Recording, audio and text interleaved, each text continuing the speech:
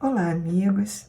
Eu me chamo Patrícia, sou tarefeira do Centro Espírita Irmã Rosa e gostaria de dar as boas-vindas a vocês que nos assistem nesse momento, os que estão chegando pela primeira vez e também aqueles que já nos acompanham através deste canal.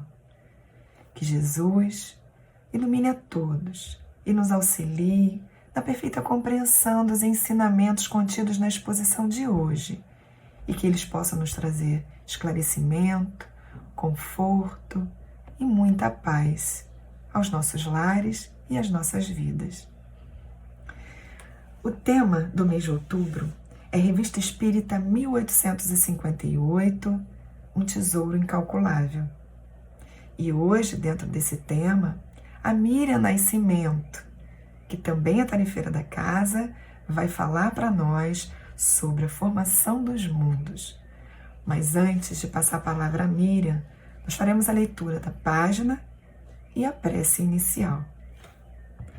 A página é do livro Parnaso de Além Túmulo, psicografia de Francisco Cândido Xavier, ditada pelo espírito de Augusto dos Anjos. Intitula-se Evolução. Se devastássemos os labirintos dos eternos princípios embrionários, a cadeia de impulsos e de instintos, rudimentos dos seres planetários. Tudo que a poeira cósmica elabora em sua atividade interminável, o anseio da vida, a onda sonora que percorre um espaço imensurável. Veríamos o envolver dos elementos, das origens às súbitas asceses, transformando-se em luz, em sentimentos, no assombroso prodígio das esteses. No profundo silêncio dos inermes, inferiores e rudimentares, nos rochedos, nas plantas e nos vermes, a mesma luz dos corpos estelares. É que nos invisíveis microcosmos, ao monólito enorme das idades, tudo é clarão da evolução do cosmos, imensidade nas imensidades. Nós já fomos os germes de outras eras, enjaulados no cárcere das lutas. Viemos do princípio das moneras, buscando as perfeições absolutas. Vamos orar. Deus, Pai de infinita bondade e misericórdia, Maria, nossa Mãe espiritual, que a todos zela e protege, Jesus, Mestre e Guia, mentores, fiéis companheiros de jornada e benfeitores da casa da Irmã Rosa. Agradecemos mais uma vez essa oportunidade bendita de escutarmos os ensinamentos do nosso Mestre. Que eles nos ajudem a direcionar a nossa vida, a seguir o caminho da luz, a seguir as orientações e os ensinamentos do Evangelho, para que a nossa vida se transforme em luz, Senhor, para que enfrentemos nossos desafios, nossos obstáculos, muitas vezes tão difíceis, impossibilidades de ascensão, de burilamento e de desenvolvimento. Que os ensinamentos de hoje possam nos auxiliar, Senhor, a aumentar a nossa fé, a fortalecê-la dentro de nossos corações, para que sejamos fortes, para que tenhamos bom ânimo, a fim de chegarmos a Ti e ao nosso Pai Celestial. Pedimos também que a nossa querida Miriam seja iluminada, que as reflexões de hoje sejam aproveitadas por todos aqueles que estão ouvindo. Que possamos ouvir com os ouvidos do nosso corpo físico, mas também com os da nossa alma, para nos transformarmos em pessoas melhores. que Deus esteja com cada um de nós neste momento. Que assim seja. Graças a Deus. Olá, meus amigos. Estamos aqui mais manhã de sábado, Centro Espírita Irmã Rosa, nos acolhendo para falarmos da vida à luz da doutrina espírita. O tema do mês está abordando a Revista Espírita de 1858. Porém, às sextas-feiras nós estudamos sobre o Evangelho segundo o Espiritismo e aos sábados sobre o Livro dos Espíritos. Então hoje nós vamos abordar um tema do Livro dos Espíritos, a formação dos mundos, que está lá no capítulo 3, na primeira parte do Livro dos Espíritos, que fala das causas primárias, fala da criação. Vamos falar um pouco sobre a formação dos mundos, a formação dos seres vivos, a criação divina e como nós estamos conectados a esse grande projeto de Deus. É muito comum, praticamente, não é um exagero a gente afirmar que desde sempre o homem ele procura compreender o processo da criação, do universo, do mundo em que ele habita. Como nos provam as manifestações históricas, as manifestações científicas e até mesmo as religiosas, A gente tem esse registro ao longo da história. E isso vem mostrar, inclusive, que essa busca é a manifestação da essência divina em nós, que nos faz despertar para algo que está além daquilo que a gente pode enxergar e dando um sentido para a vida, um sentido para as nossas dores, para as nossas alegrias, para os nossos desafios. Vem falar um pouco da razão, do que vai além que os nossos sentidos podem explicar. Então esse é o convite que Kardec deixa para nós, especialmente falando desse tema, que está muito ligado a essa questão da nossa visão do planeta, do universo, que às vezes parece até um pouco complicado, um pouco distante de nós, mas que tem tudo a ver com a base filosófica, de questionamento, de vida, de compreensão. Nós vamos hoje seremos convidados a ampliar a nossa visão, além do nosso espaço terreno. E nesse sentido, Kardec tem duas características que eu acho muito interessantes e admiráveis. Kardec sempre tem uma fala, uma postura muito generosa e muito respeitosa, muito humilde em relação aos conhecimentos que ele vem abordando, as teorias que ele traz para a reflexão. Então, ele traz muitas teorias, especialmente desse tema. Ele vai aprofundar esse tema na Gênese. Ele vai falar, inclusive, de um capítulo específico sobre a oronografia geral ou astronomia, mas também aborda em outros capítulos essa visão ampla de quem nós somos mediante a criação divina. E ele sempre tem uma postura muito interessante de respeito, nos mostrando a importância de respeitar teorias que já estão ultrapassadas, que já foram superadas, mas que fizeram parte de uma época, que estavam atendendo a demandas da época. Porque desde os assírios, dos romanos, dos gregos, que já registravam de alguma forma essa percepção, um estudo um pouco mais aprofundado sobre o universo, sobre o nosso planeta, em primeira instância, depois que se avançou para até se perceber que existia um universo, Desde então, muitas ideias foram surgindo e explicações porque as respostas eram necessárias. O homem sempre buscou esse entendimento, de onde eu vim, para onde eu vou, como tudo começou, como surgiu o homem na Terra. E nós, com os recursos que tínhamos, nós então fomos trabalhando algumas ideias.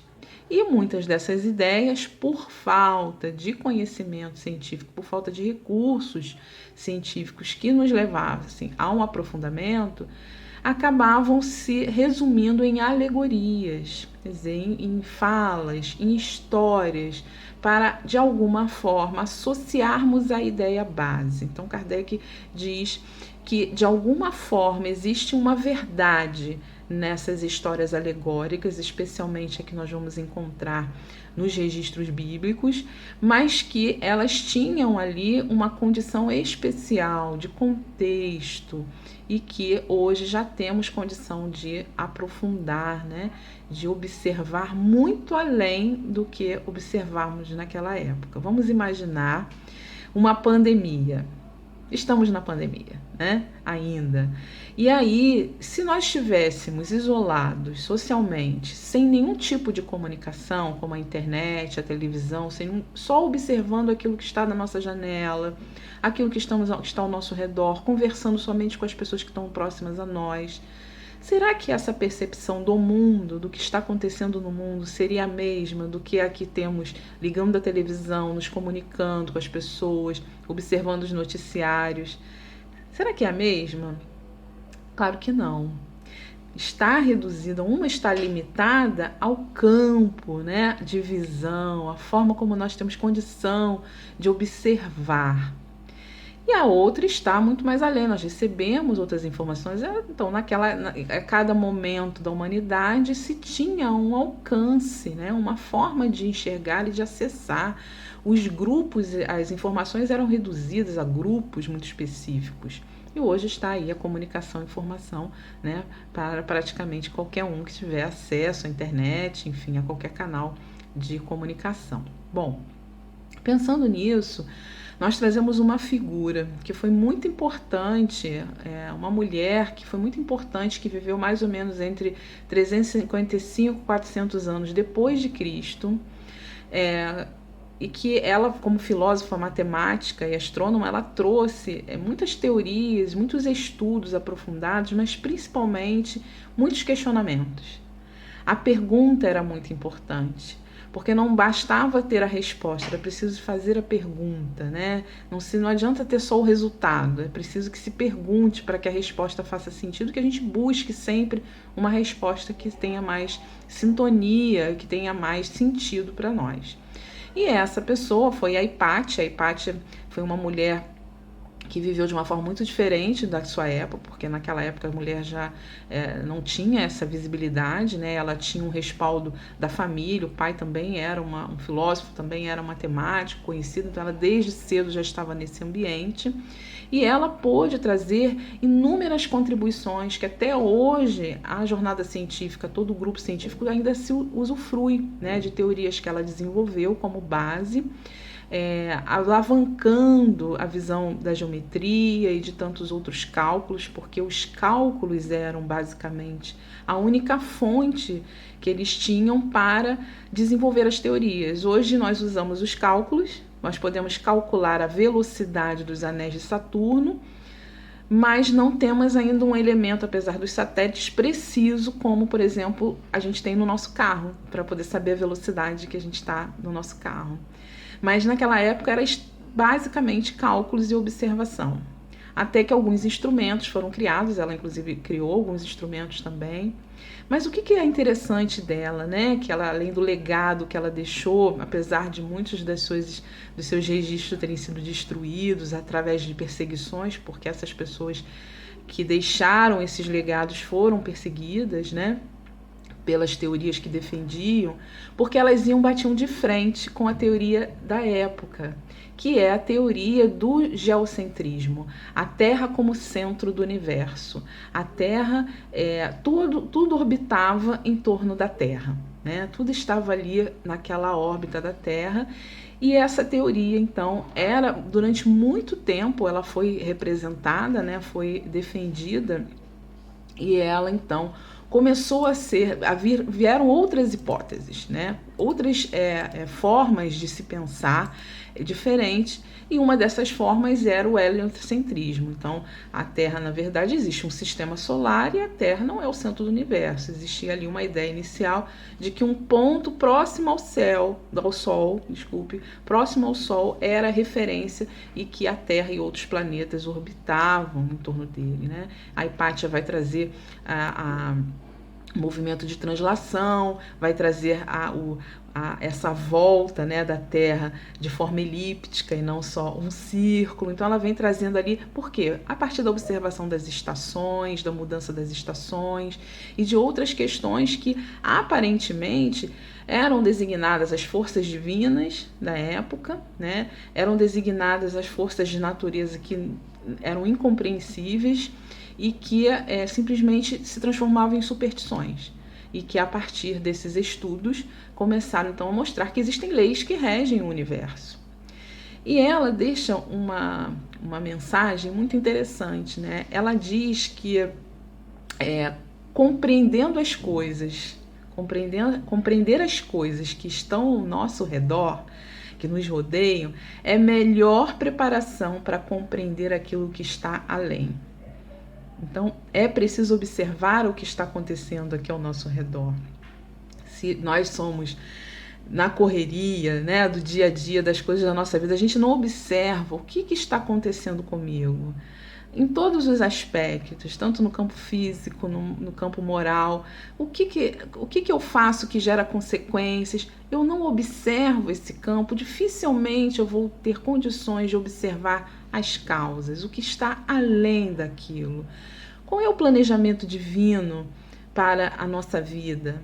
É muito difícil, né? Se a gente ficar preso, simplesmente reduzido a um determinado momento. Então, é como se a gente tivesse isolado, né, lá da pandemia, a gente está sem comunicação, a gente não consegue enxergar o que está além. Então, compreender o que estamos vivenciando é muito importante para que a gente possa avançar. E aí, nesse sentido, nós trazemos uma figura que Camille Flammarion, que foi um grande astrônomo também, estudioso e também se tornou espírita, né? Trouxe muitas contribuições, contemporâneo de Kardec.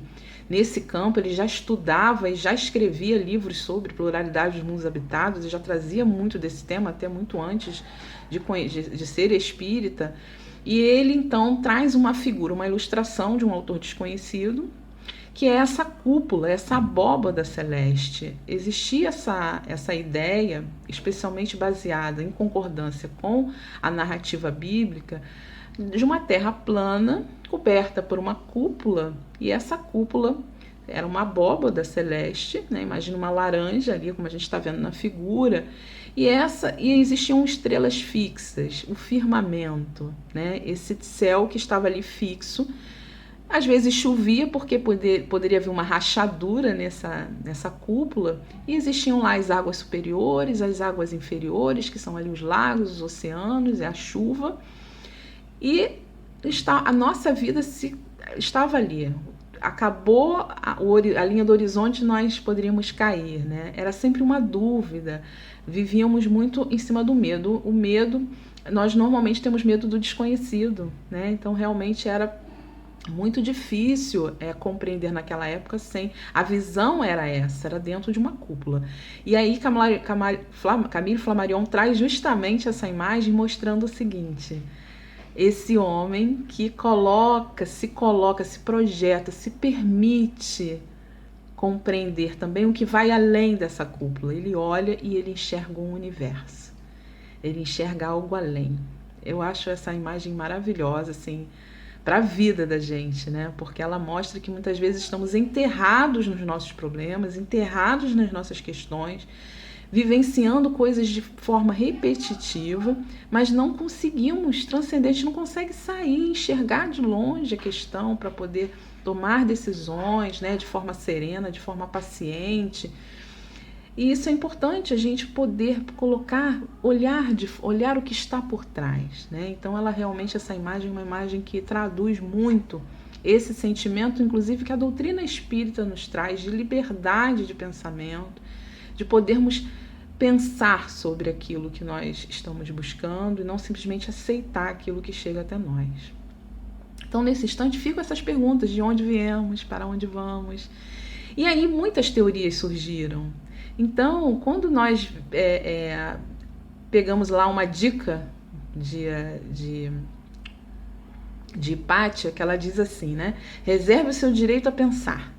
Pensar errado é melhor do que não pensar, porque no contexto da época, muitas pessoas se acomodavam, né? Como muitos de nós também nos acomodamos com algumas coisas sem querer entender muito bem, com medo de compreender, com medo desse desdobramento. Respostas que sempre foram dadas para nós nos são suficientes, né? Porque procurar a mais seria também proporcionar à alma mexer em algo, né? Algo que, um impulso que muitas vezes nos dá trabalho e nós às vezes entendemos que é um movimento mais difícil. Então ela nos convida, né, a pensar, mesmo que naquele momento a gente pense de forma equivocada. Então, voltando a Kardec, com a sua característica generosa, ele nos mostra na sua postura o respeito a essas teorias, muitas delas equivocadas, superadas, mas também que fizeram parte de pessoas que tiveram a coragem de buscar algo, de buscar respostas, e que hoje, naturalmente, pela lei do progresso, essas condições foram sendo esclarecidas e aprofundadas. E é muito bacana isso, né? Muito bonito. Bom, e aí, nesse sentido, a gente busca lá o que Kardec começa a falar, né? Da ideia principal, que ele já começa falando, sobre o universo, a criação do universo. Se o universo teria feito por si mesmo, obra do acaso, como a teoria do Big Bang vem trazer hoje, no contexto material, que é a visão material, né, dessa condensação e que de repente expandiu e transformou em vários elementos que também vão se juntando e vão se modificando e formando outros elementos. Mas se isso foi criado por Deus ou se isso sempre existiu. Ora, se Deus é a causa primária, não poderia ter sido criado, já ter existido antes de Deus. Então Deus criou efetivamente, né, esse movimento, essas leis que trouxeram todas essas movimentações no universo e que até hoje, né, a repulsão, a atração, essa aglomeração, então a própria formação da Terra vai ser essa condensação desses elementos, e que no início a Terra passa por várias etapas. Então a etapa de grande efervescência, né, e que depois vem um grande resfriamento e depois vem esse núcleo ainda efervescente que acaba expulsando, vaporizando, trazendo precipitações, que são as chuvas, e depois formando os oceanos, até que depois de milhões de anos se cria condições para as primeiras manifestações de vida.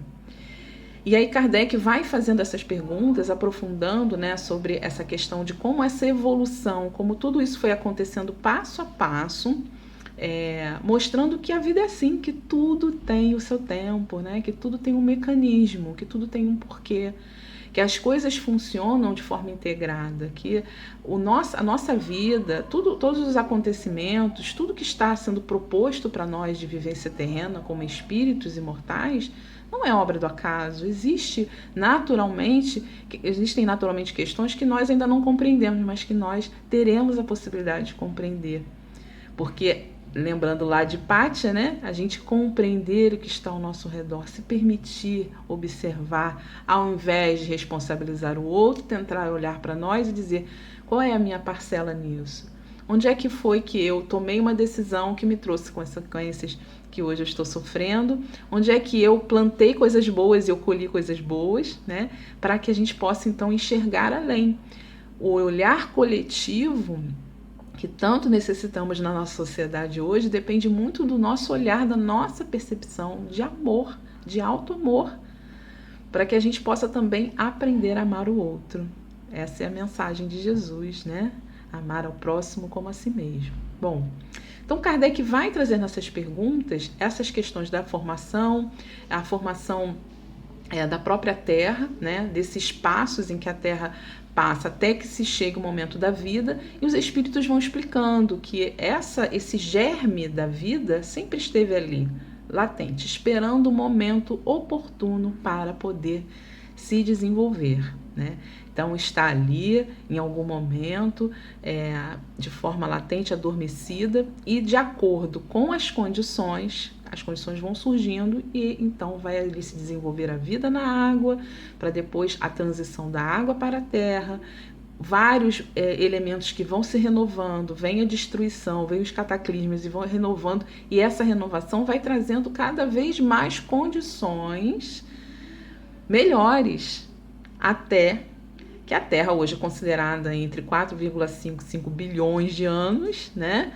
Pelos estudos dos fósseis, do estudo do esboço geológico da Terra, até que mais ou menos 4.000 anos vem então as primeiras condições para que as almas, os espíritos encarnem na Terra, em corpos inicialmente rudimentares, muito mais rudimentares do que nós temos hoje, mas em condições já de poderem começar o seu desenvolvimento, né, nos mundos primitivos.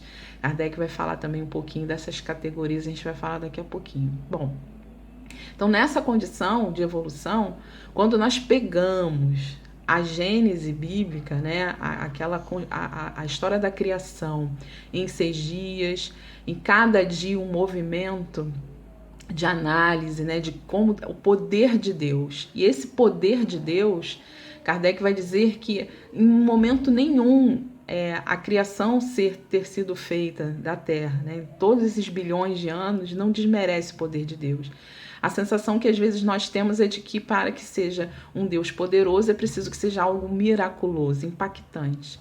E na verdade todas essas leis maravilhosas, toda essa sintonia do universo já é impactante, né? Só que para que a gente enxergue ela, é necessário que a gente mergulhe também nesse pensamento e não seja só aquele que está observando simplesmente, ou que está sendo um mero espectador. Então, para muitos, essa teoria é suficiente, porque resolve, né, essa criação lá em 6 dias. E nós sabemos que são informações alegóricas, que naquela época eram necessárias, mas que foram também apropriadas para depois de muitos séculos, né, essa informação. Depois de um bom tempo é que essa teoria então começou a ser revista, né? E aí ainda existe aí uma certa disputa, mas hoje já é praticamente unânime, especialmente no meio científico, né? Que tem todos os registros, as provas de tantos fósseis descobertos, né? Antigos.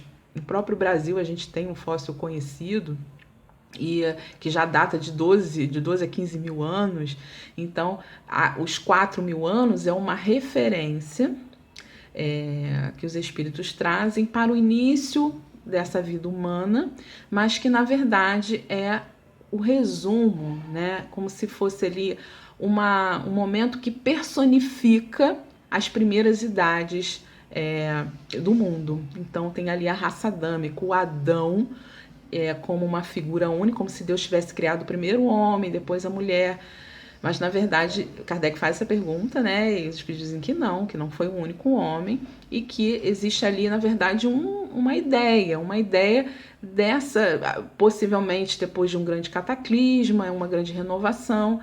E se temos uma tempestade numa região, algo que destrói tudo, e você não tem conhecimento do resto do universo, você vai achar que a sua região é o mundo e que o mundo acabou e se renovou, né? Então é mais ou menos por aí.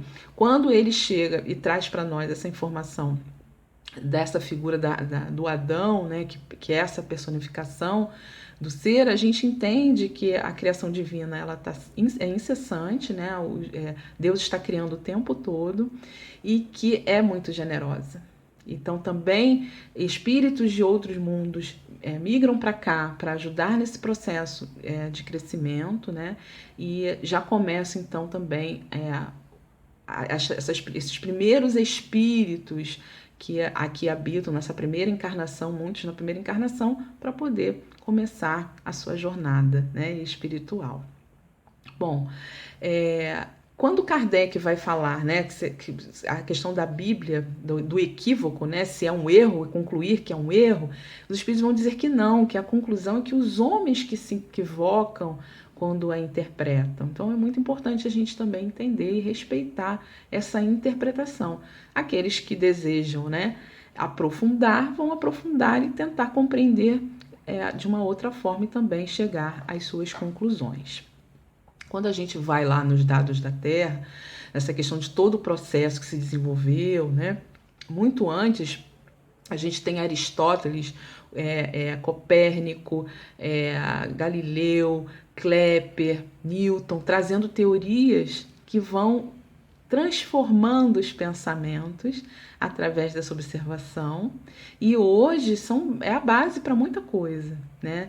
Para quem estuda essa área, ainda existem muito mais informações que podem esclarecer, mas o mais bacana disso é que a gente se sente realmente já não o centro do universo, né? Como aquela abóbora celeste preso a questões que estão enraizadas. A gente tem a possibilidade de renovar os nossos pensamentos, de estar sempre vislumbrando algo novo, algo que é assim grandioso, né? O planejamento divino para nós.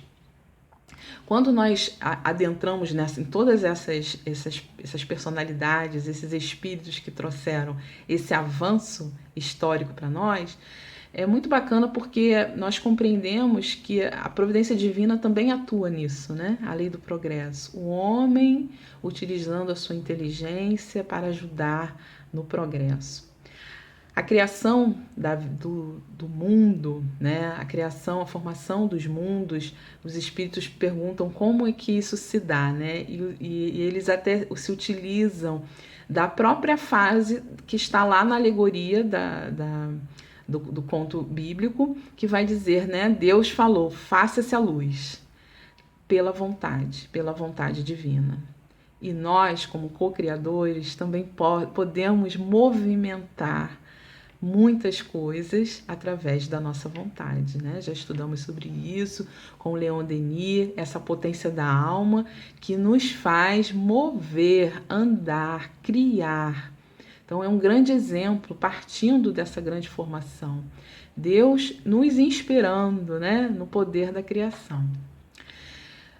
Kardec vai fazer um resumo das categorias dos mundos habitados. Então, somos convidados a raciocinar junto com Kardec, quando ele traz um dos princípios básicos da doutrina espírita, que é a pluralidade dos mundos habitados.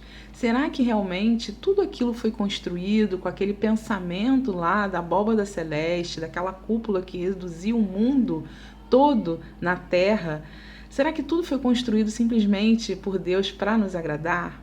Por que não pode ter vida, né, além daquela que nós conhecemos? Por que a criação divina ela não pode mostrar a sua generosidade, a sua expansão?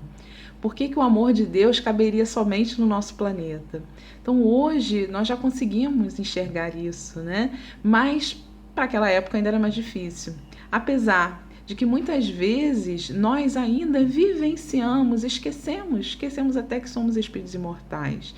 Trazemos uma visão como se ainda a Terra fosse o centro do universo. Agimos com egoísmo, agimos com uma visão limitada do sofrimento, das dores, das alegrias, né?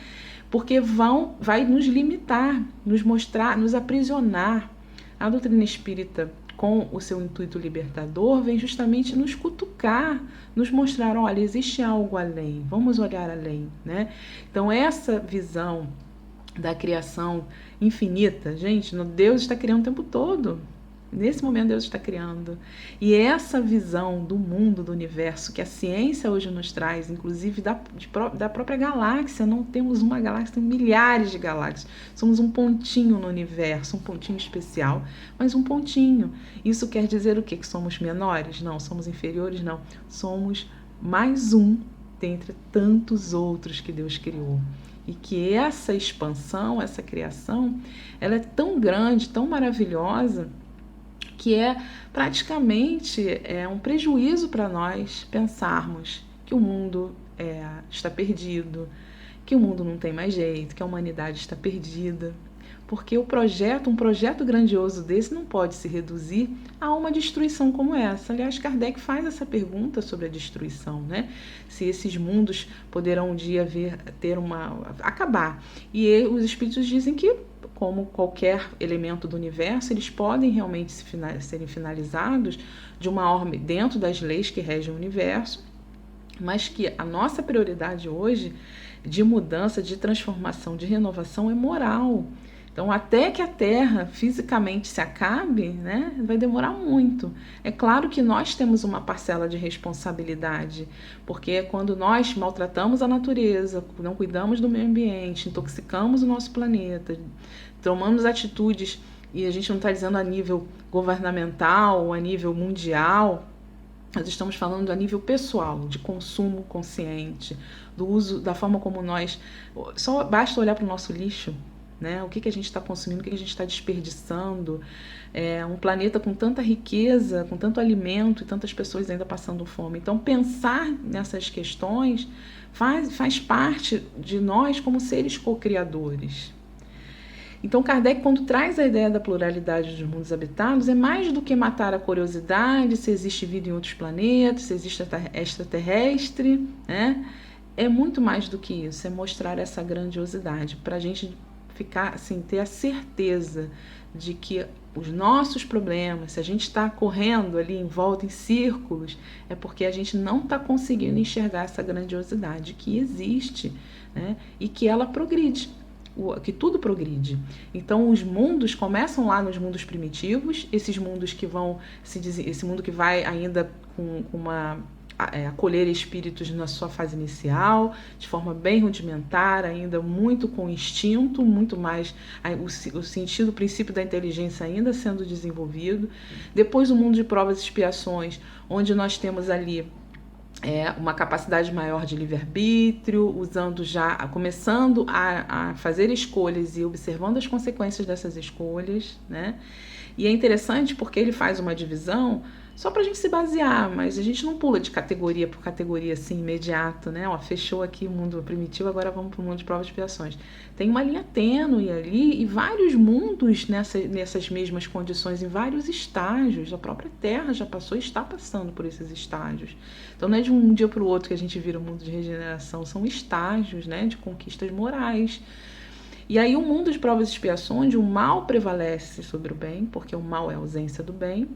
Depois o mundo de regeneração, onde o bem começa a prevalecer sobre o mal, há já uma sutileza maior em todas as questões, tanto no campo material como no campo até do perispírito, né? E depois os mundos ditosos e felizes, esses mundos em que o bem já começa a prevalecer, em que tudo é muito mais sutil, e os mundos celestes, onde ali habitam os espíritos puros. Mas não são residências fixas, né, gente? Não vamos ter que comprar um pedacinho desses mundos, não, um terreninho lá, não. Porque os espíritos estão sempre trabalhando. São referências, né? Referências de aprendizado, de troca. E que a gente está ali, às vezes, com essa ideia fixa, mas não é.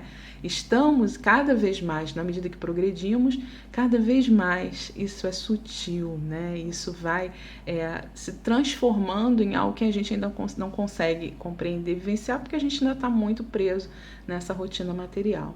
Então, o que deixa essa lição para nós hoje, no Livro dos Espíritos? Saiamos dessa cúpula que nos prende, às vezes, do egoísmo, da dúvida, né, que nos aprisiona, da culpa, do nosso orgulho, que muitas vezes nos traz muitos prejuízos, que possamos enxergar além, como essa figura desse homem que coloca, que se proporciona, se dá o direito, dá a oportunidade de conhecer algo além, de enxergar algo além do que simplesmente estamos vivendo. A questão de responsabilizar sempre o outro pelo aquilo que nós sofremos. Existe algo muito maior. E quando Jesus deixa a sua mensagem lá atrás para nós, que já explicava um pouco disso, mas que não tinha subsídios, ele não podia aprofundar, ele dizia para a gente: não se turbe o vosso coração. Crede em Deus, crede também em mim. Na casa de meu pai há muitas moradas. Então é muito importante lembrarmos dessa lição do Cristo, de esperança, de serenidade, nos exigindo paciência, compreensão, tolerância e construção no bem. O mal é a ausência do bem. Vamos construir o bem onde a gente enxergar o mal. Vamos enxergar esse ser que somos dentro de um universo solidário. O universo é solidário. Vamos nos enxergar o amor que reina e que liga a todos nós. Estamos todos mergulhados nesse fluido cósmico universal e Deus está em tudo, né? Mas, acima de tudo, nos proporcionando essa experiência maravilhosa que é a vida. Vamos aproveitar a vida. Um pouco mais de paciência, um pouco mais de tolerância, um pouco mais de estrelas, que mesmo distantes, não são fixas. Estrelas no céu nos aparecem como se fossem ali, né? Constelações formadas, mas na verdade cada uma está em uma distância, cada uma está num estágio evolutivo, um estágio de aprendizado. Cada um de nós está numa jornada, mas todos estamos no mesmo universo, todos estamos aprendendo. Então que cada um de nós encontre esse momento especial de reflexão, que a gente possa aprender com esse livro, especialmente a Gênese, que aprofunda esse tema, um livro filosófico, que nos faz pensar sobre a vida a todo momento. A gente com certeza vai ter muito mais esperança, muito mais fé no futuro, como tantos outros que antecederam, melhor dizendo, todas essas descobertas científicas para nos ajudar na caminhada que hoje temos. Meus amigos, muito obrigada. Todos nós possamos sentir essa paz, essas vibrações de amor. Vamos para a nossa prece final, que será feita pela nossa querida Geise. Muita paz a todos. Muito obrigada. Graças a Deus, a Jesus e aos amigos espirituais da casa da Irmã Rosa, aqui estamos, Senhor, reunidos em nome do alto, com o intuito de estudarmos os teus ensinamentos e assim, com o nosso melhor sentimento de amor, de paz, com a mente serena e repletos de vibrações salutares, agradecidos estamos, Mestre, pela oportunidade da compreensão de que trazemos dentro de nós recursos internos que nos ajudam para melhor vivermos. E que junto a Ti, querido Mestre, alimentamos com o pão da alma, fazendo crescer dentro de nós o homem novo. Te buscamos, Mestre, para que possamos seguir o Teu exemplo, os Teus ensinamentos e a Tua sabedoria, na intenção de ser um melhor instrumento da vontade do Pai. Te rogamos, querido Mestre, irmão mais velho, amigo Jesus, que a Tua presença se faça em cada lar, envolvendo a todos os familiares. Abençoa-nos, ilumina os nossos caminhos, serena os nossos corações e clareia a nossa mente, para que possamos sentir a Tua presença traduzida no sentimento de amor, de paz, alegrias que trazemos dentro de nós. Te rogamos que nos ampare, querido Mestre e médico de nossas almas. Pela fluidificação das águas, estamos aqui te rogando nesse momento. Que os elementos necessários sejam colocados através dos fluidos de amor para que possamos melhor viver. Te buscamos, Mestre, porque estamos conscientes de que o Senhor é o nosso caminho que nos conduz à verdade, para a verdadeira vida, a vida celestial. Muita paz para todos. Graças a Deus.